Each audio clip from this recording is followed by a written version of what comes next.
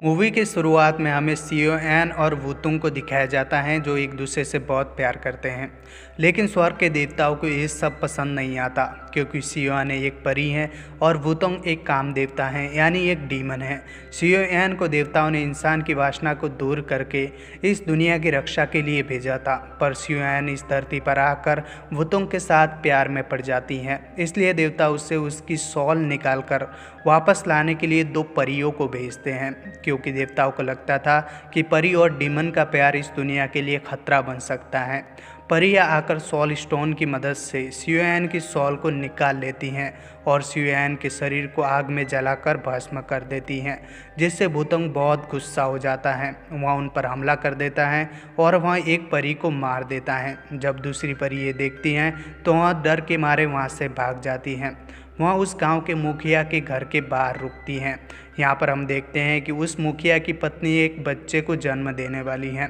वहाँ परी उस सॉल स्टोन को जिसमें उसने सियोएन की सॉल को निकाला था वो मुखिया की पत्नी के पेट में डाल देती हैं। कुछ समय बाद मुखिया की पत्नी एक बच्ची को जन्म देती हैं जिसके बाईं कंधे पर सॉल स्टोन का एक बर्थमार्क था।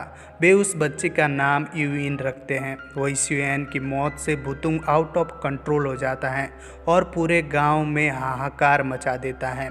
उसे मनाने के लिए गांव के लोग हर साल उसे एक कुंवारी लड़की चढ़ाते हैं। वुतुंग एक गुफा में रहता था जहां उसके साथ एक औरत भी रहती थी। उस औरत के पास हील पावर थी जिसकी मदद से वुतुंग जब भी घायल होता था वह उसे हील कर देती थी। गांव के लोग हर साल वुतुंग की पूजा करते थे और गांव की जवान कुंवारी लड़की को तैयार करके वुतुंग की गुफा के बाहर रख देते थे ताकि वुतुंग का गुस्सा शांत रहे। वुतुंग भी उन कुंवारी लड़कियों को गुफा के अंदर लेकर उनके साथ दबा के संभोग करता था और उन्हें हमेशा के लिए अपनी रखेल बनाकर रखता था। ऐसे ही दिन बीतने लगते हैं और वक्त के साथ मुखिया की बेटी यूइन भी बड़ी हो जाती हैं। बड़ी होने के साथ वह बहुत ही ज़्यादा खूबसूरत थी।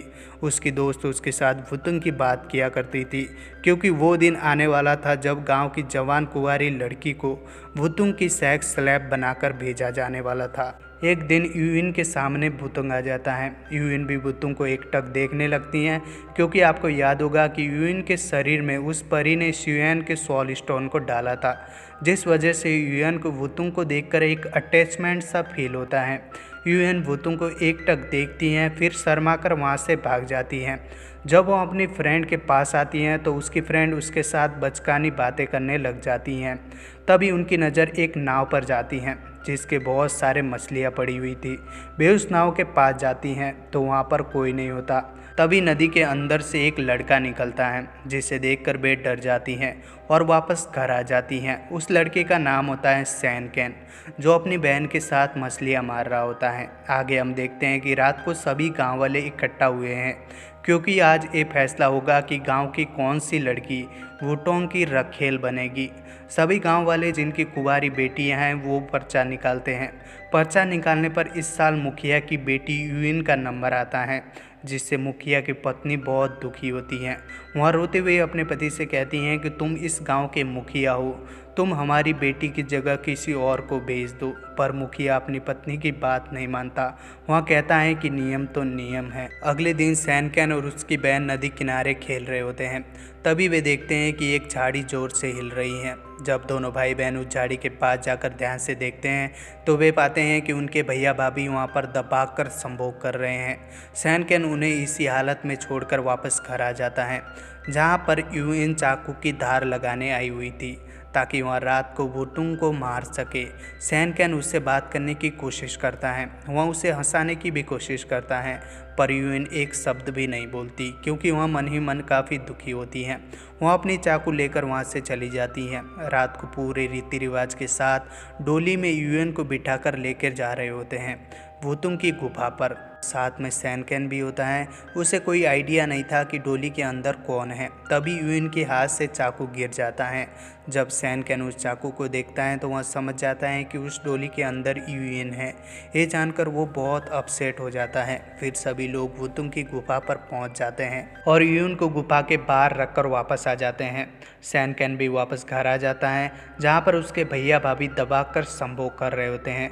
लेकिन सैनकेन काफ़ी परेशान होता है। उसे बस यूइन की फिक्र हो रही होती है क्योंकि उसे अब यूएन से प्यार हो गया था। इधर हम वुतुंग की गुफा के बाहर यूएन को देखते हैं, जहाँ पर वुतुंग आता है। वहाँ काफ़ी गुस्से में था, लेकिन जब वहाँ यूएन को देखता है तो वहाँ शांत हो जाता है, क्योंकि यूएन को उसमें उसकी प्रेमिका नज़र आ रही थी। वही यूएन भी उसे देखकर चाकू नीचे फेंक देती हैं। फिर जैसे ही वुतुंग यूएन को लेकर अंदर जाने वाला होता है, तभी सैन कैन भी वहाँ पर आ जाता है और वहाँ वुतुंग को घायल करके यूएन को वापस गांव ले आता है, जिससे गांव वाले बहुत खुश होते हैं और उस रात जमकर पार्टी करते हैं। और इस पार्टी में हमें पता चलता है कि सैन कैन और यूएन अब एक दूसरे से प्यार करने लगे हैं। दूसरी तरफ हमें गुफा में वुतुंग को दिखाया जाता है, जो बहुत ज़्यादा जख्मी होता है और उसके साथ रहने वाली औरत उसे हील कर रही होती हैं। वुतुंग उस औरत से कहता है कि आज की लड़की मुझे बिल्कुल सियुएन जैसी लग रही थी। तो वो औरत कहती है कि ये तुम्हारा भ्रम है, सियुएन बरसों पहले मर चुकी हैं। आगे वो औरत कहती है कि अब मेरे पास तुम्हें हील करने जितना पावर नहीं है, इसलिए मुझे गांव जाकर लड़के लड़कियों के साथ संभोग करके खुद को चार्ज करना पड़ेगा, तभी मैं तुमको हील कर पाऊंगी। और वो वुतुंग को एक कोकून में पैक करके वहाँ से गांव की तरफ चली जाती हैं। अगले दिन जब सैन कैन और यूएन जब नदी किनारे पर जाते हैं, तो वे देखते हैं कि वुतुंग की गुफा में रहने वाली लेडी पानी में बेहोश पड़ी हुई हैं। उन्हें कोई आइडिया नहीं था कि यहाँ कौन है, इसलिए वे उसे घर लेकर आ जाते हैं, जहाँ पर वो सैन कैन की भैया भाभी के साथ रात भर दबा को संभोग करती हैं और चार्ज हो जाती हैं। जब वो सुबह उठती हैं तो वहाँ टाकन से पूछती हैं कि सैन कैन कहाँ है, जिस पर टैकन उसे बता देता है कि जब से उसने वुतुंग को घायल किया है वहाँ थोड़ा ज़्यादा बिजी रहता है। फिर वो लेडी सैन को ढूंढते हुए नदी किनारे पर आती हैं, जहाँ उसे यूएन और सैन कैन की बहन मिलती हैं। वहाँ उनसे पूछती हैं कि सैन कैन कहाँ है, तो वे बताती हैं कि वो तो पेड़ काटने गया है। तभी उस लेडी की नज़र यूएन के बर्थमार्क पे जाती है, तो वह सब कुछ समझ जाती हैं। वो यूएन को एक हेयर पिन देकर वापस गुफा में वुतुंग के पास आ जाती हैं। वुतुंग के पास आकर वह उसे बताती हैं कि आज वो यूएन से मिली, जिसके शरीर पर बर्थमार्क है, यानी उसके अंदर सियुएन की आत्मा है। अगर वो सैन कैन के साथ मिल गई तो वुतुंग का खात्मा हो जाएगा।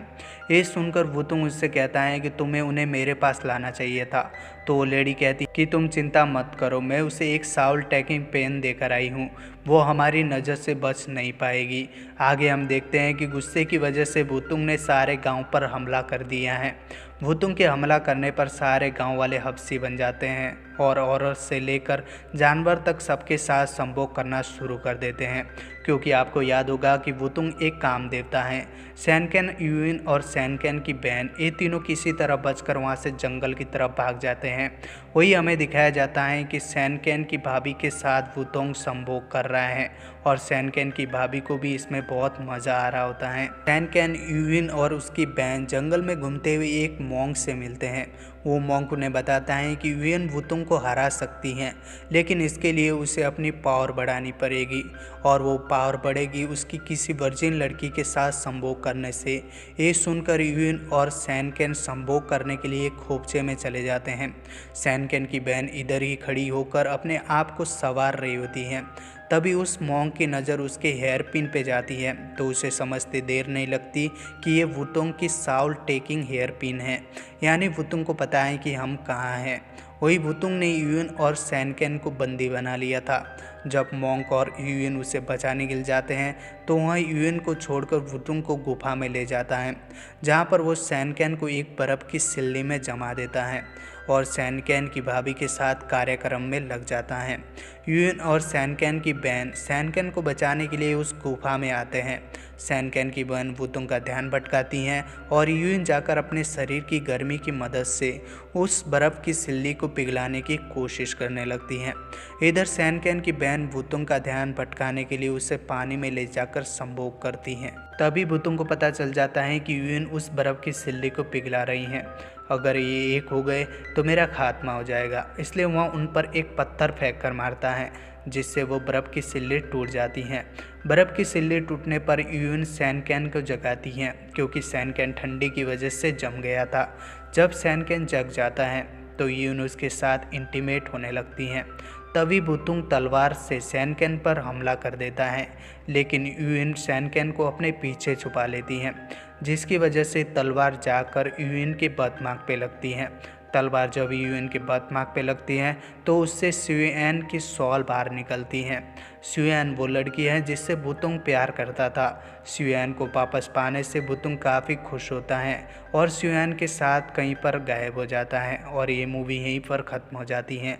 अगर आपको वीडियो पसंद आया तो वीडियो को लाइक और चैनल को सब्सक्राइब जरूर करना। मिलते हैं अगले वीडियो में, तब तक के लिए बाय बाय।